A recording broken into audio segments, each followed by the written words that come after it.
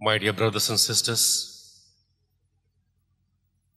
when Jesus gave his manifesto in Luke chapter 4, verse 18 to 19, he said, the kingdom of God the Spirit of the Lord is upon me, because he has anointed me to preach the good news to the poor. He has sent me to proclaim release to the captives and recovering of sight to the blind, and set at liberty those who are oppressed, and to proclaim the acceptable year of the Lord. This was Jesus' manifesto, what he is come to do here on earth. And we have seen in today's gospel, Jesus is sharing all what he has received and what he has come to do with his disciples.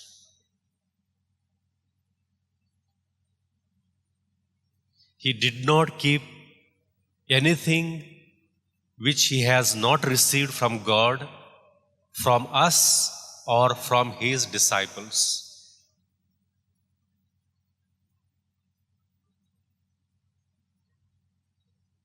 And in today's gospel, as I said in the beginning, he says, the kingdom is close at hand.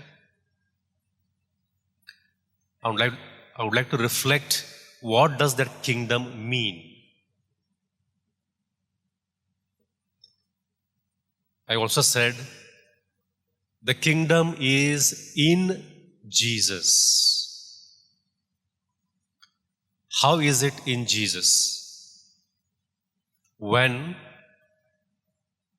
John was imprisoned, he sent his 2 disciples to Jesus to ask Jesus, are you the one who is sent?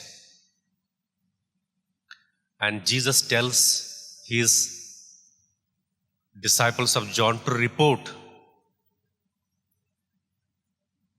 the blind receive sight, lame walk, lepers are cleansed, deaf hear, dead are raised.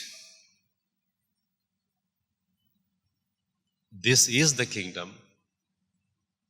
The kingdom has begun in Jesus' preaching through word and deed.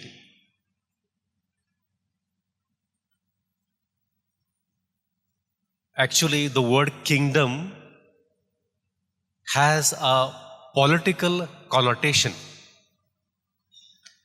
That's why it is nowadays referred to as reign of God or rule of God, where God rules,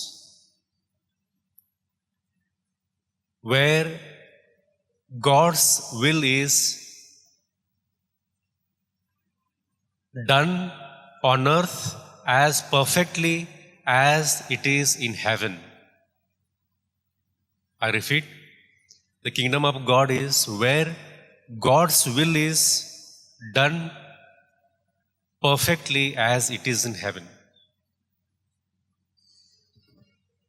And God's reign is, as we have seen in today's gospel, justice, mercy, and healing.